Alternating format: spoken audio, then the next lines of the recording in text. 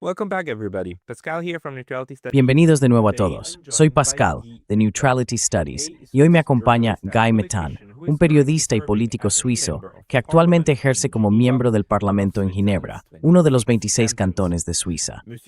El señor Metan es también autor del libro Creando la rusofobia, del gran cisma religioso a la histeria anti-Putin, que publicó en 2017. Señor Metan, bienvenido. Monsieur Metan, welcome.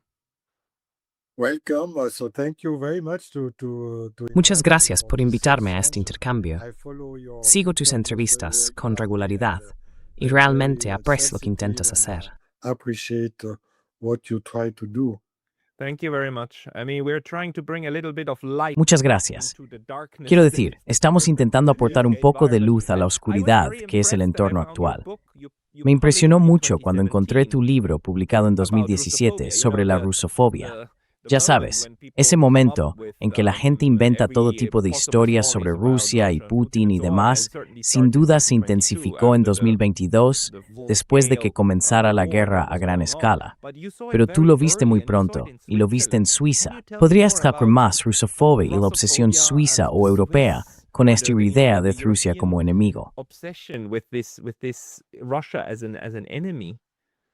Yeah, so it came from a personal experience. Sí, because pues surgió de una experiencia personal. En mi vida, cuando me casé, hace 33 años, mi esposa y yo decidimos adoptar a una niña rusa. Como sabes, en aquel momento la Unión Soviética se había derrumbado y la situación económica era terrible, especialmente en los orfanatos. Decidimos adoptar a una de esas niñas que habían sido abandonadas, digamos, en un orfanato ruso sin dinero, apoyo, ni siquiera comida. Y por eso me volví un poco más sensible hacia Rusia. Llegué a conocer un poco mejor el país y durante los últimos 33 años he estado siguiendo lo que ocurre. And since 30 years I am following what happens in that country. And in 2040 I organize also many En 2014 también organicé muchas exposiciones, intercambios culturales y científicos entre Rusia y Suiza, que comenzaron en la década de 1990 y continuaron hasta principios de este siglo. Y en 2014 me sorprendió mucho, como periodista, llevo 45 años siéndolo, la forma en que mis colegas de los medios hablaban de Rusia.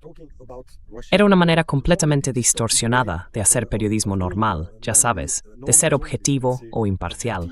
Cuando trataban temas relacionados con Rusia, no lograban en absoluto ser honestos ni justos en sus reportajes. To be honest and to be fair, in their reports. And that's why after the Maidan event. Y por eso, después de los acontecimientos del Maidán, el golpe de estado del Maidán, digámoslo así, dije que ya no era posible dejar que esa situación continuara en los medios. Por eso, en 2014, empecé el libro. Se publicó por primera vez en francés en 2015 y tuvo cierto éxito en aquel momento. Luego encontré una editorial en Estados Unidos, Clarity Press, que estaba interesada en publicarlo en inglés y también en Italia. La última edición, creo, fue en Corea del Sur hace 2 años y ahora estamos preparando una edición búlgara. Porque este tema era nuevo, como mencionaste, en aquel entonces. Y muchos lectores como tú hacían la misma pregunta. ¿Por qué tanto odio hacia Rusia? But why to hate so much Russia in the West, I mean? And I think if we are En Occidente, quiero decir. Y creo que si somos personas normales, deberíamos intentar entender por qué es así. Ese fue el comienzo, el inicio de mi reflexión sobre la rusofobia y su historia en Occidente, porque descubrí que ese odio es muy antiguo, con raíces profundas en la historia. Se puede rastrear hasta hace unos 1000 años, a las diferencias religiosas entre los ortodoxos y los católicos, cuando apareció el cisma en el siglo XI, entre Roma y Bizancio, Constantinopla, que en aquel momento era el verdadero centro de la cristiandad, hasta su caída bajo los otomanos en el siglo XV. until the collapse with the Ottomans in the 15th century. Do you think that ¿Crees que este cisma, el componente religioso, sigue desempeñando hoy un papel en cómo funciona la rusofobia? ¿O se trata más bien de la situación geopolítica? Quiero decir, Glenn Deason también escribió un libro importante sobre la rusofobia y la remonta al mundo anglosajón y a la rivalidad entre el Reino Unido y Rusia en los siglos XVIII y XIX. ¿Dónde ves tú que se centra principalmente?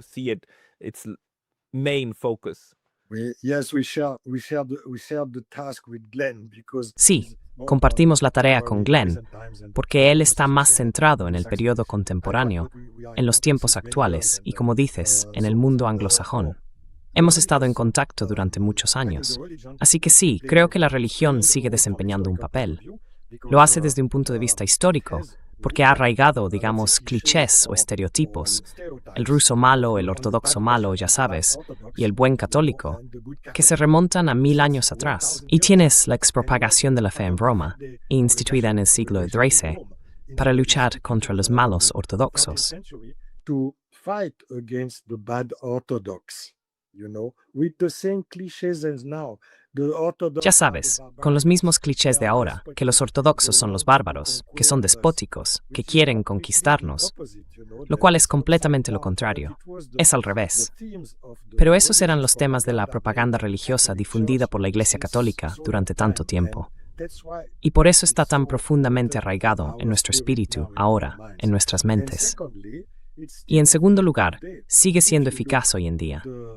Si miras la lucha actual en Ucrania, esa es la frontera, el límite entre, digamos, el mundo católico o el mundo occidental, porque el protestantismo es una especie de continuación del catolicismo, ya sabes. Is a kind of follow-up of the Catholicism, But if you look the divide line. Pero si te fijas, la línea divisoria, la brecha entre la parte occidental de Europa y la oriental, entre la parte católico-protestante de Europa y la ortodoxa, va desde Finlandia, atraviesa los países bálticos y corta Ucrania en dos. La parte occidental, alrededor de Leópolis, tiene a los uniatas, que están afiliados a la Iglesia romana, y la parte oriental es ortodoxa, afiliada hasta hace poco a Moscú, a la ortodoxia. Y esta línea sigue dividiendo Europa hoy en día. Los principales grupos nacionalistas o chauvinistas de Ucrania proceden de Leópolis, de la parte occidental uniate de Ucrania. Y por eso esta división sigue siendo tan fuerte, aunque no siempre sea consciente, aunque no seamos del todo conscientes de ella, pero sigue configurando la guerra actual en Ucrania. The actual war in Ukraine. ¿Cómo crees que afecta, ya sabes, incluso a un país como Suiza? Quiero decir, en teoría, uno pensaría que Suiza recordaría que la última vez que fuimos ocupados, porque estamos muy orgullosos de 200 años de paz y neutralidad constantes, la última vez que fuimos ocupados no fue por los rusos, fue por los franceses. Napoleón nos ocupó durante unos 15 años y luego los rusos ayudaron a expulsar a los franceses. Exacto. Eso está bastante olvidado, ¿verdad? Incluso en Suiza, la rusofobia está muy de moda, ¿no? Yeah, no, it's also you are completely right. Sí, no, tienes toda la razón. Los rusos vinieron a liberar Suiza del dominio francés, de la ocupación napoleónica a finales del siglo XVIII, con Suvorov en los Alpes, luchando contra las tropas francesas. Fue en 1799, algo así. Y volvieron junto con los austríacos, principalmente eran tropas austríacas, pero como sabes, las fuerzas principales que derrotaron a Napoleón en 1813 y 1814 fueron los rusos, con la ayuda de los prusianos y los austríacos. Así que liberaron Suiza, ayudaron a que recuperara su libertad. Y lo que es más importante, en el Congreso de Viena, que puso fin a las guerras napoleónicas, fue el zar ruso Alejandro Prema, quien contribuyó a crear la Suiza actual, la contemporánea. Sin el apoyo del zar, por ejemplo, yo no estaría viviendo hoy en Ginebra. I am living in Geneva. Geneva was outside the Confederation. Ginebra estaba fuera de la Confederación, separada por territorio francés. Y con la ayuda del zar pudimos crear las fronteras reales, ya sabes, las fronteras actuales de Suiza. Ese es el territorio real de Suiza. Y en segundo lugar, también sobre la neutralidad. Fue con la ayuda del zar y de su ministro de Asuntos Exteriores, su embajador Capodistria. Capodistria era el principal diplomático ruso de la época, que Suiza pudo obtener, digamos, la neutralidad. Porque antes de Napoleón, Suiza estaba rodeada por potencias europeas, principalmente Francia, pero también el Imperio Austriaco, que se entrometía constantemente en los asuntos suizos. Con el estatus de neutralidad y el reconocimiento de esta neutralidad en el Congreso de Viena, terminó esa injerencia extranjera, esa interferencia externa en los asuntos suizos. Así que fue una condición de nuestra soberanía e independencia.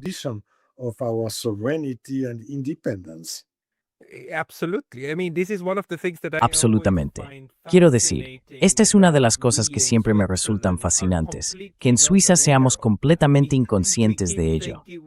Seguimos pensando que logramos la neutralidad por nuestra cuenta, pero en realidad fue muy importante que los rusos apoyaran esa idea. La idea surgió de los suizos y fue promovida por, ¿cómo se llama?, el diplomático suizo. Tiene una hermosa estatua en Ginebra. He has a beautiful statue in Geneva. Hola, sí, Pictet de Rochemont. Pictet de Rochemont sold the idea. Pictet de Rochemont vendió la idea al zar, y el zar la llevó a las negociaciones, porque los suizos no tenían a nadie allí. Los suizos no fueron invitados, pero el zar estaba allí y convenció a los demás para hacerlo. Y la neutralidad suiza, durante 200 años, 210 años, ha protegido este tipo de paz que tenemos. Los rusos también fueron, los soviéticos fueron, decisivos para que los austríacos se volvieran neutrales. Aceptaron la neutralidad austríaca como condición para retirarse en 1955 y Austria se volvió neutral. Los rusos han apoyado la unidad durante mucho tiempo y aún hoy exigen la neutralidad de Ucrania.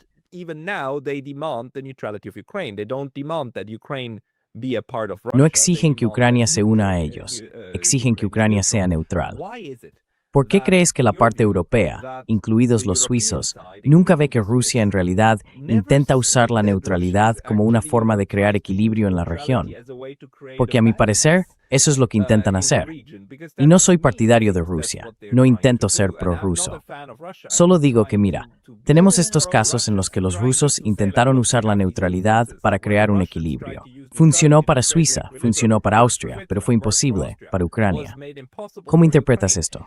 How do you interpret this? Sí, pero esa es la historia larga, y ese es el tema de mi libro, ya sabes.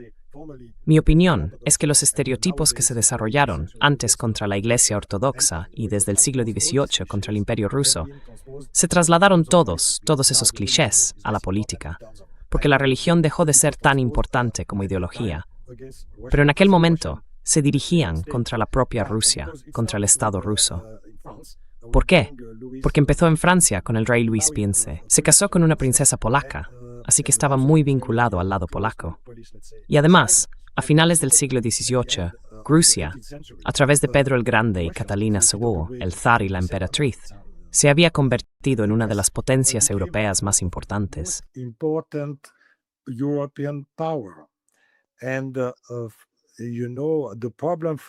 Y ya sabes, el problema de Francia era que bajo Luis de Tourze, Luis el Grande, era la primera y dominante potencia europea en el continente. Inglaterra aún estaba emergiendo, pero no era tan prominente ni tan importante como llegaría a ser más tarde. Así que al rey francés le resultaba difícil reconocer a un competidor en el este, ya sabes, y que ese competidor fuera un ruso, una emperatriz rusa, un estado ruso. Es un poco como Estados Unidos y Rusia en tiempos de Biden.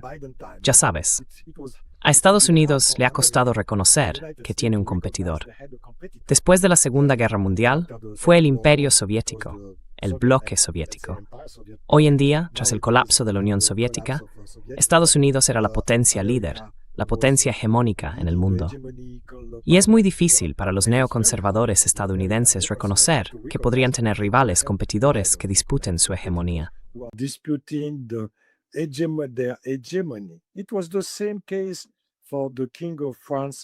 Fue el mismo caso para el rey de Francia a finales del siglo XVIII. Así que fue una competencia política entre imperios, el francés y el ruso, porque Prusia no era tan importante, Inglaterra tampoco. Se volvieron importantes más tarde. Austria era importante, pero ya sabes, les resultaba difícil enfrentarse a un nuevo rival.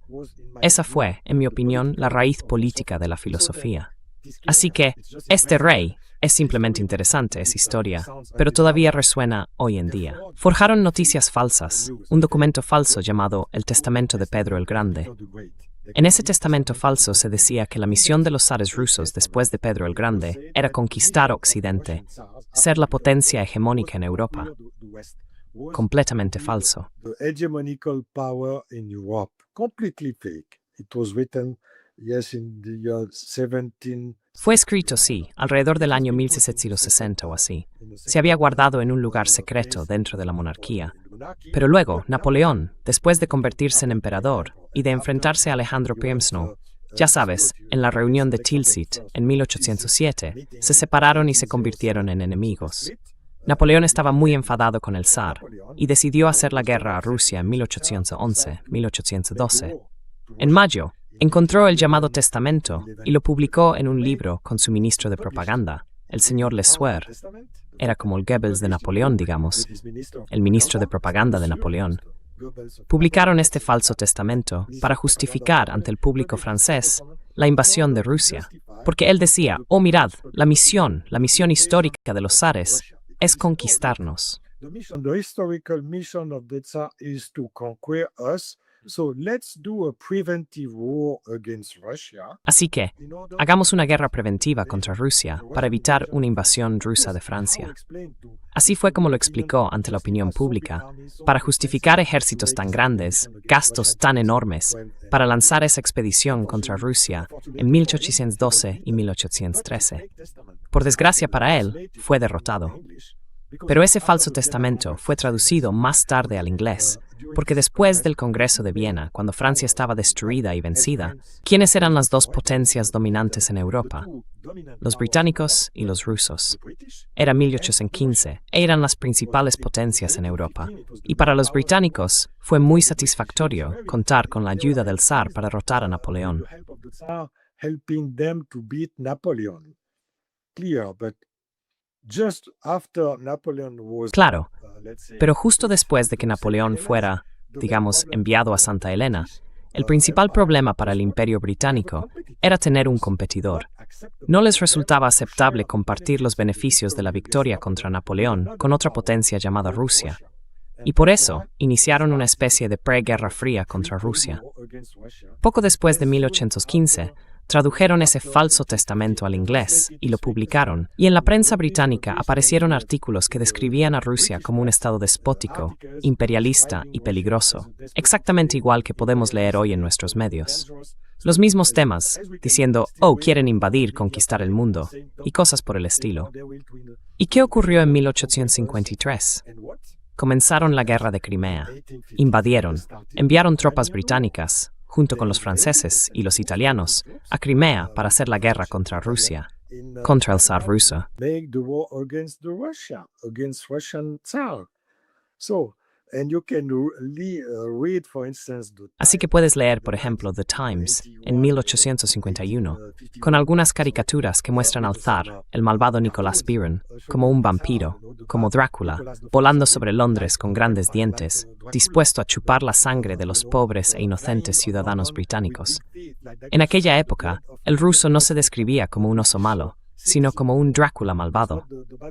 Y hay un libro en Estados Unidos, escrito por un profesor universitario, no recuerdo de qué universidad, que redactó una carta mostrando cómo Drácula fue en realidad un libro de propaganda, escrito en Inglaterra a finales del siglo XIX, utilizado como herramienta propagandística contra los rusos en su competencia en Asia, ya sabes, en el Gran Juego. Así que es fascinante ver cómo esta rusofobia se ha extendido y tiene sus raíces en noticias falsas y documentos falsos. Y solo para terminar la historia, es un poco larga, lo siento. And just to finish the story, it's a little bit long, I'm sorry. No, es fascinante. Yeah, this fake testament was Sí, este falso testamento solo fue reconocido como tal a finales de la década de 1870, en 1878, si no recuerdo mal, por historiadores franceses que de repente descubrieron que el documento era una falsificación. ¿Y por qué ocurrió eso precisamente en ese momento? Porque Francia había sido derrotada por los alemanes en la Guerra Franco-Prusiana de 1870. Hasta entonces, el principal enemigo de Francia era Rusia, no Alemania. Pero en cuanto fueron derrotados por los alemanes y el Kaiser en 1870, Napoleón III había desaparecido la escena, el principal enemigo de Francia dejó de ser Rusia y pasó a ser Alemania. The main enemy for France was no more the Russian, but the Germans. And suddenly, a few years later, Y de repente, unos años más tarde, los historiadores, por arte de magia, ya sabes, descubrieron, oh, era falso. Este testamento, y quizá los rusos no eran tan malos como pensábamos hace unos años, ¿sabes? Y empezó a cambiar en Francia, porque Francia estaba aislada en el continente y tenía miedo de Alemania. Buscaban aliados. Austria era un poco débil, el imperio austriaco. Italia aún no estaba unificada. Y los británicos también eran competidores en el mar. Así que era una situación difícil para Francia. Entonces empezaron a pensar, oh, pero quizá los rusos no sean tan malos, y tal vez podríamos tenerlos como aliados, no como enemigos. Y por eso empezaron a acercarse y firmaron una alianza con Rusia. Después de eso, como Alemania crecía tan rápido, los británicos tuvieron la misma reflexión y se unieron a la alianza hasta la Primera Guerra Mundial. Until the First World War. So, that's the more. Sabes, cuanto más se vincula la rusofobia al poder, o digamos, a la importancia de Rusia, más cuenta Rusia en la escena internacional, y más fuerte se vuelve la rusofobia. Está directamente relacionada con el poder de Rusia. Cuando Rusia es débil, cuando está en el caos, como en los años 90 tras el colapso de la Unión Soviética, a todo el mundo le gusta Rusia. Cuando es débil, cuando está en crisis, no hay problema. Pero en cuanto Rusia se recupera, la rusofobia crece. Esa es mi observación histórica, sí. My historical, let's say, observation, yeah. It's absolutely fascinating. Yeah, you're totally right. In the 1990s, Es absolutamente fascinante. Sí, tienes toda la razón. En los años 90, la gente no necesitaba odiar a Rusia, pero durante la Guerra Fría, la antipatía, el rechazo hacia todo lo soviético no era solo ideológica. Tenía mucho que ver con todo lo que representaba esa parte del este. Es fascinante que se pueda rastrear, que se pueda vincular con la forma en que Francia lo abordó, porque a menudo se piensa que tiene más que ver con el Reino Unido, lo cual, desde luego, también es cierto. El hecho de que las rivalidades franco-alemanas y franco-británicas también se reflejaran en Rusia suele pasarse por alto. Pero lo que me pregunto es que en el continente europeo, la rusofobia es algo muy específico, porque por un lado existe un miedo a Alemania, pero no lo llamaría germanofobia.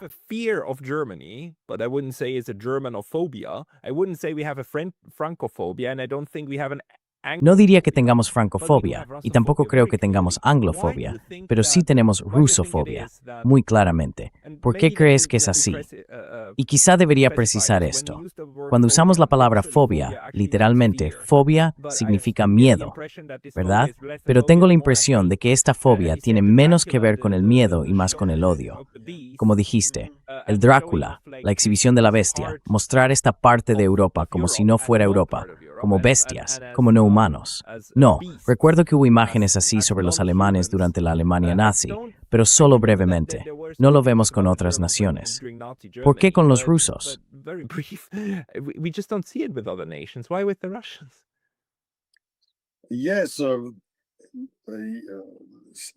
Sí, así es. La rusofobia. Utilizo la palabra rusofobia porque fue creada por un escritor ruso en el siglo XIX. Lo siento, señor Tyutchev. Así que tiene un trasfondo histórico, ya sabes, esta palabra. Y fobia, sí, significa miedo, pero en el caso de Rusia es más bien odio. A mí tampoco me gusta mucho el término, pero de otro modo sería una especie de odio, o digamos de racismo, contra Rusia. Pero en mi opinión, no hay una palabra mejor para describir todo este fenómeno.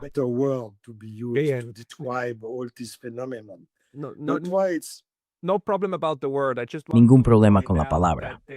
Solo quiero señalar que hay algo un poco engañoso en ella, pero dejémoslo ahí. Quiero decir, es lo que todo el mundo usa para referirse a este tipo de aversión hacia Rusia. Pero normalmente no encontramos la misma aversión hacia otros.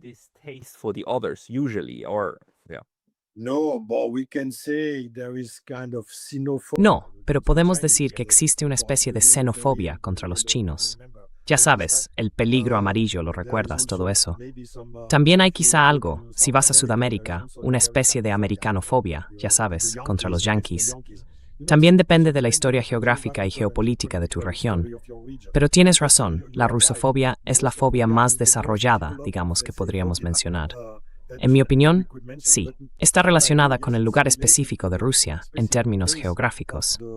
También resulta muy perturbador para los europeos, por ejemplo, que fueron los líderes del mundo, digamos en el siglo XIX, cuando Europa dominaba el mundo con el imperialismo, y todos esos imperios, el francés y el británico. All these empires, French, British empires, and to look at the map, and on the map. Y si miras el mapa, en el mapa eres el rey del mundo. Pero tienes este gran país, quiero decir, solo en el mapa, dominando la mitad del planeta. ¿Lo entiendes? Creo que es profundamente inquietante para, digamos, las personas que tienen la pretensión de ser supremacistas, de dominar los asuntos mundiales, ver este enorme país extendiéndose por todo el planeta, en Europa, en Asia e incluso en América, hasta que Alaska seguía siendo rusa en América del Norte. Y ya sabes, creo que eso ha alimentado este tipo de rusofobia.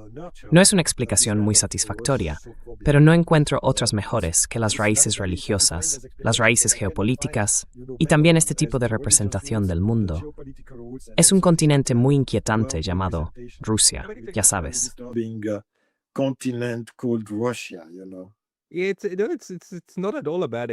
No es en absoluto una mala explicación. Quiero decir, al final del día, si miramos las fobias reales, los miedos verdaderos, como la fobia a las arañas, hay que buscar el miedo dentro de la persona que tiene miedo, no dentro de la araña, ¿verdad? La araña no es el problema, la reacción es el problema. Así que, si observamos esto dentro de los europeos, en la mentalidad europea, y también en esa mentalidad colonial de dominar el mundo, pero sin compartirlo con nadie, acabo de tener esta conversación con nuestra compatriota suiza, Nathalie Jamb, que fue sancionada recientemente por la Unión Europea. Y ella señala que las sanciones son en realidad una herramienta colonial, algo que la gente en África, porque ella es medio camerunesa, ha experimentado durante siglos, ya sabes, intentando proscribir a las personas. ¿Crees que hay una conexión? Porque cuanto más trabajo en esto, me hallo a la conclusión de que la mentalidad colonial no resuelta de los europeos es una parte fundamental de todo el problema.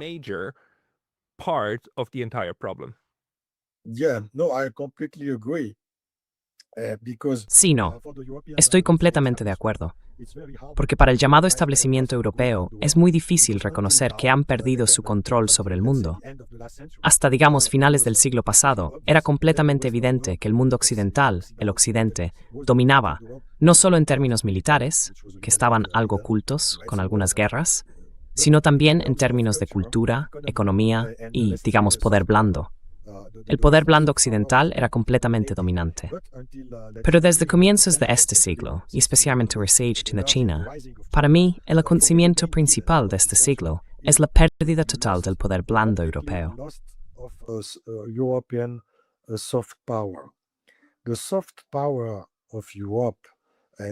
El poder blando de Europa y de Occidente, que había sido dominante durante 500 años, desde las primeras conquistas coloniales, se ha derrumbado por completo en las 2 últimas décadas, digamos, en los últimos 15 años. Y les resulta imposible reconocerlo como un factor. Pero esta es la nueva realidad, con el auge de la multipolaridad y el ascenso de China, que ahora es completamente dominante.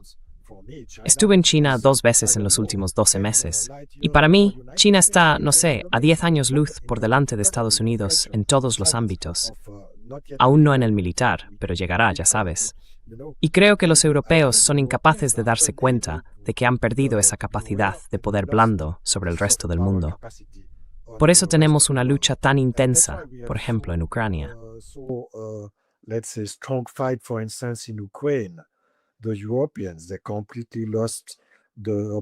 Los europeos han perdido por completo la oportunidad y la capacidad de negociar en Ucrania. Están desapareciendo de la escena, pero son incapaces de entenderlo. Y por eso son tan belicosos, tan partidarios de la guerra. Es la última reacción de un socio perdedor que intenta mantener su control. Pero eso es desesperado, en mi opinión. Y según lo veo, los estadounidenses están empezando a reconocer que han perdido esa supremacía. Están perdiendo no solo en términos militares y económicos, sino también en cuanto al poder blando. Por eso Trump es tan impopular, porque Biden representaba la narrativa neoconservadora habitual. Sí, con más guerra, más agresividad, seguiremos dominando el mundo. We will continue to dominate the world, but in my view, the administration, En mi opinión, la administración de Trump es la primera que reconoce, tenemos un problema. Estamos perdiendo el control, estamos perdiendo nuestra posición y debemos reaccionar. Debemos hacer algo. Así que están intentando usar los aranceles para recuperar la capacidad industrial y reconstruir la infraestructura y la fuerza militar con el fin de volver a ser una potencia dominante, porque han perdido mucho potencial en la última década. Saben que tienen que actuar, pero los europeos aún no tienen esa mentalidad. Todavía creen que pueden seguir como siempre con sus narrativas, hablar, firmar acuerdos, celebrar ruedas de prensa y mantener su control. Ya no es así, por desgracia para ellos. no more the case, unfortunately for them. Interpreta las sanciones de la UE contra ciudadanos de la UE, ciudadanos suizos, por supuesto también ciudadanos rusos, aunque los rusos son explícitamente los objetivos. Pero ahora tenemos otros objetivos también. Lo ve como una especie de reacción desesperada ante la pérdida de control. Exactly. And, Exactamente. Y eso es, ya sabes, la reacción desesperada de un bando que está perdiendo, ese tipo de cosas. Y eso es, ya sabes, cuando hablé del poder blando, ¿verdad? Uno de los principales poderes blandos de Occidente, y sobre todo de Europa, era la narrativa de la democracia y los derechos humanos, es decir, somos la región más democrática del mundo, somos los países más orientados a los derechos humanos del mundo. Y eso aportó a Europa mucha credibilidad, porque esta narrativa, incluso para mí o para ti, sé que naciste en Suiza, nos vincula a la democracia, incluso a la democracia directa, a los derechos del individuo y a los derechos humanos. Yo también estoy vinculado a ello.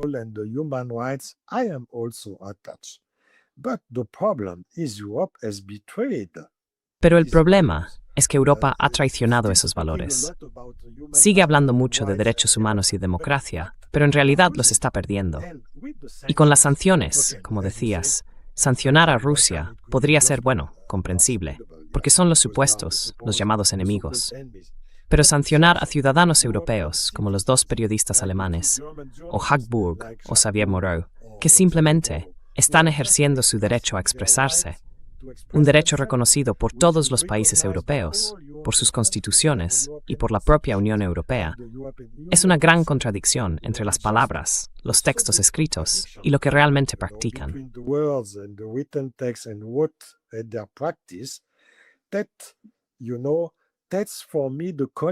Eso, sabes, para mí representa el colapso del poder blando a los ojos del resto del mundo. Porque los europeos no son conscientes de ello, pero el resto del mundo, el sur global, los países asiáticos, los chinos, dicen, ¿pero qué tipo de valores son esos? ¿Cómo podemos confiar en los valores europeos si los están traicionando, sancionando a sus propios ciudadanos por ejercer el derecho a la opinión y a la libre expresión que está escrito en sus constituciones?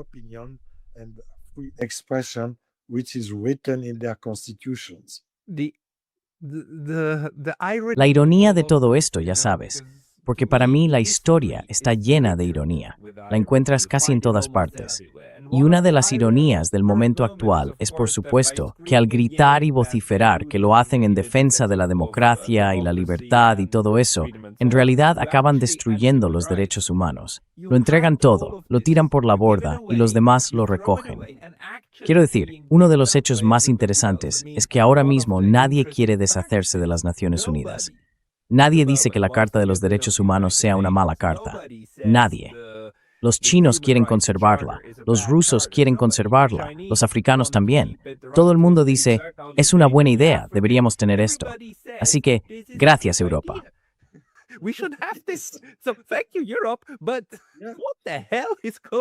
Pero ¿qué demonios está pasando?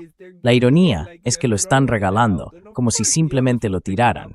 y por supuesto, otros lo recogerán y seguirán trabajando con ello. Me resulta bastante sorprendente que esté ocurriendo tan rápido. Quizá podamos usar los últimos 15 minutos o así para hablar de esta otra invención, la invención de la neutralidad, esta idea de que ciertos espacios deberían permanecer libres de competencia y servir como zonas de amortiguación. Suiza lo ha hecho durante muchísimo tiempo y me parte un poco el corazón ver cómo nuestro gobierno lo está tirando por la borda. Lo ha estado tirando por la borda durante los últimos 10 o 15 años. ¿Podrías darme tu opinión sobre en qué punto se encuentran hoy Suiza y su neutralidad?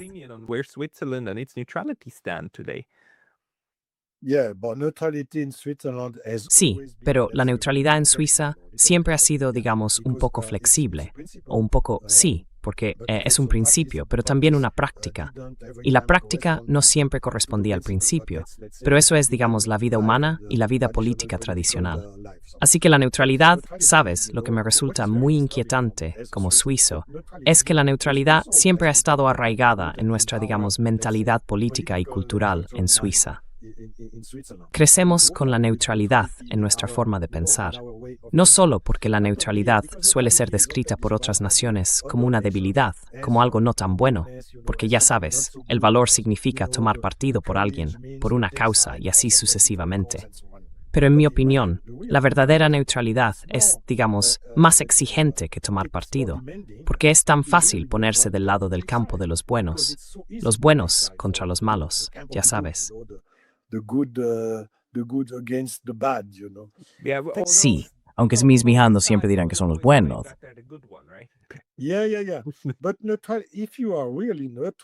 Sí.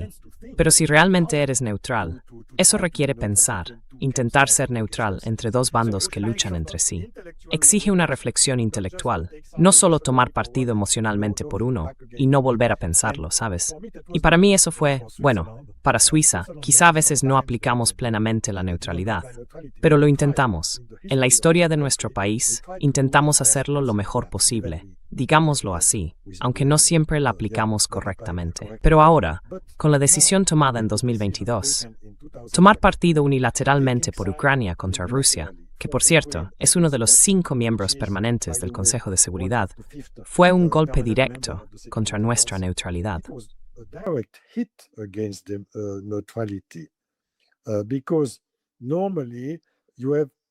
Porque normalmente se mantiene la neutralidad en la guerra. No se puede tomar partido por un país en conflicto. Eso está claro, y creo que todo el mundo está de acuerdo en ello.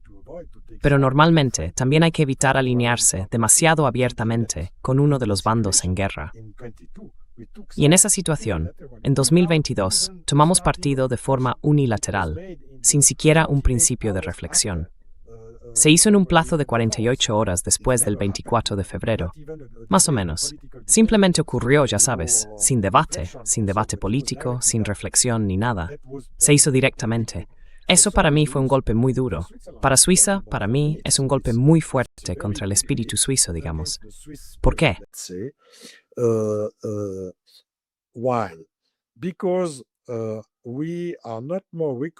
Porque ya no se nos reconoce como neutrales, no solo por parte de Rusia, sino también por los amigos de Rusia y por el sur global. La mitad del mundo, incluso 2/3 del mundo, ya no considera a Suiza neutral. Y eso es un gran problema para nuestro, digamos, poder blando, porque la neutralidad era un elemento clave del poder blando suizo, volviendo a ese concepto.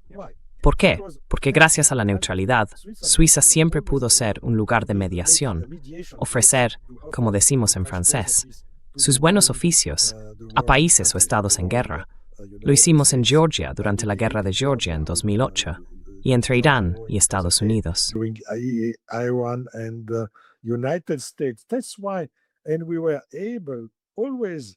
Por eso siempre pudimos ofrecer este, digamos, lugar neutral, una plataforma neutral. Ginebra Internacional, donde vivo, siempre fue reconocida por todo el mundo como un lugar neutral para reunirse. La última reunión fue la cumbre Biden-Putin en 2021, así que es muy reciente. Ahora esta capacidad de poder blando de Suiza se ha derrumbado por completo, y eso es muy preocupante. Por eso fue un gran error hacerlo, de la manera en que se hizo en 2022, cuando Suiza decidió tomar partido. No se trata de ser, como dices, antirruso, prorruso o antiucraniano. Ese no es el problema. That's not the problem. It's how it has been done without any reflection. Así es como se hizo, sin ninguna reflexión, sin ninguna explicación, sin ningún retroceso, sin ninguna distancia, ya sabes. Y ahora, para reconstruir eso, creo que todavía es posible si aceptamos la iniciativa popular que apoya un regreso a la plena neutralidad, pero es una tarea difícil. Para mí, la capacidad de Suiza de ofrecer su mediación, sus buenos oficios, ya sabes, siempre fue más importante que su pequeño tamaño. Por esa habilidad de acoger cumbres y negociaciones internacionales durante las guerras yugoslavas, durante la Guerra Fría, todo el tiempo. During the Cold War, all the time. I remember I published recently because Recuerdo que publiqué algo recientemente porque encontré mi antigua acreditación de hace 40 años, de la primera cumbre Reagan-Gorbachev en Ginebra en 1985, justo hace 40 años. Se celebró en Ginebra por esa, digamos, neutralidad y diplomacia de poder blando. Ahora, se ha acabado. Los rusos han dicho, para nosotros, Suiza ya no es un país neutral. No tenemos ningún interés en celebrar reuniones en Ginebra. Porque ¿por qué no ir a Turquía, que es más neutra que Suiza, o a Arabia Saudí, o a cualquier otro lugar? O incluso a Bielorrusia, lo cual es completamente una locura si se mira la historia suiza. Así que, if you look in the history for the Swiss people. So Demuestra que la percepción de la neutralidad tiene poco que ver con las proclamaciones oficiales del Estado. Tiene todo que ver con las acciones y con cómo los demás las perciben. Exactamente. Que te vean como neutral, quizá no como un amigo cercano, pero al menos no como un enemigo. Y cuando Suiza aplicó todas las sanciones y demás, dejó claro, no, queremos formar parte de los países que se oponen a esto. Y entonces has elegido tu bando. Quiero decir, no importa que nuestro Consejo Federal diga, oh no, mantenemos la neutralidad militar. Creo que en cierto nivel sigue teniendo un papel, porque por ejemplo, Suiza sigue siendo la potencia de buenos oficios o mediadora oficial entre Georgia y Rusia. No dejaron de hacerlo. Así que no todo ha terminado, pero ya sabes, no. no. Discussion. I follow here in más o menos. Ya sabes, yo sigo aquí en Ginebra, tenemos esta plataforma diplomática. Y bueno, solo por decirlo, los rusos son pacientes, menos que los chinos. Pero aún así, ese tipo de paciencia, esa distancia, tú vives en Japón, sabes a lo que me refiero. Es interesante. Pero no, solo por mencionar, todavía hay conversaciones. No está del todo terminado. Me gustaría contarte una pequeña anécdota. El verano pasado, en julio, recibimos aquí en Ginebra una delegación rusa de alto nivel para la cumbre parlamentaria, la cumbre de todos los parlamentos del mundo. Sí, me acuerdo de eso. Sí, y por primera vez en 4 años pudimos recibir a una delegación rusa con un avión oficial ruso. Ya sabes, fue gracias a las conversaciones entre Macron y Putin. Normalmente, un avión ruso no puede sobrevolar los países de la Unión Europea. Pero hubo, digamos, una especie de acuerdo especial.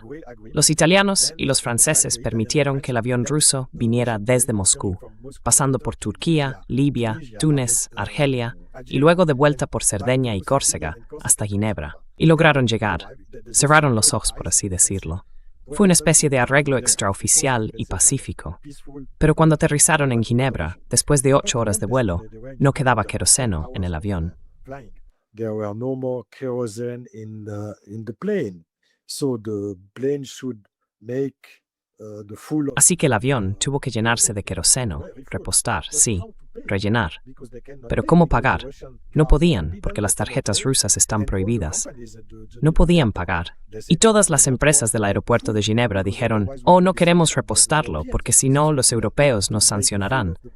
Está prohibido llenar el avión con nuestro combustible, y no queremos arriesgarnos a ser sancionados por ayudar a un avión oficial ruso. Así que fue el ejército suizo quien trajo queroseno desde una base militar suiza para repostar el avión ruso en Ginebra. ¿Y qué pasó? Los rusos pagaron el combustible en rublos en la embajada suiza en Moscú, porque ya sabes, somos suizos. Todo tiene que pagarse correctamente. Everything should be paid correctly. But Pero bueno, todavía un poco de pragmatismo. Esta es una de esas soluciones pragmáticas. it's just to finish on a positive point. So the Swiss Solo para terminar con una nota positiva. Los suizos fueron lo bastante inteligentes como para permitirlo, para ofrecer los servicios a los rusos. Y parece que todavía hay algunos contactos para hacerlo posible. Eso también es, digamos, una señal de optimismo. Ya sabes, no todo se ha roto. Quizás sea posible reconstruir algunos vínculos normales y recuperar nuestra neutralidad y sí, nuestra capacidad como lugar diplomático.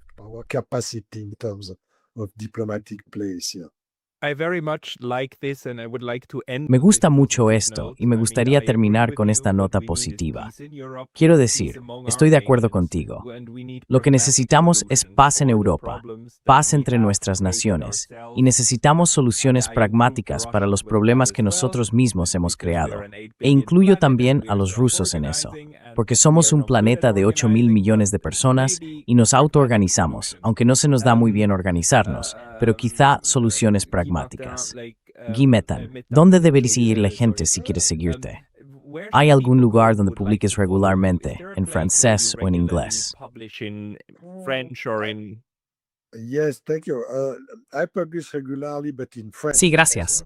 French is my Publico mother con language. regularidad, pero en francés, ya que el francés es mi lengua materna.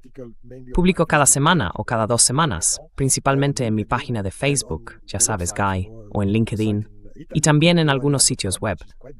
¿Conoces un sitio en Italia llamado pluralia.com, que está bastante bien en cuanto a pluralidad, al pluralismo de opinión? Y sí, RSU Info también es un buen sitio web francés, que publica muchos artículos muy diversos y de gran calidad. Este tipo de cosas, porque después de 45 años de periodismo, estoy, digamos, más o menos vetado por los medios oficiales, por mis antiguos empleadores. Así es la vida. Pero en Internet sí, tenemos la posibilidad de expresarnos, como Shaq Bode. En fin, doy menos, bueno, no tantos podcasts, porque soy principalmente escritor. Pero aún así, es importante estar ahí, estar presente y expresar nuestras opiniones. To be present and to express our views. Yeah. Es cierto, es cierto.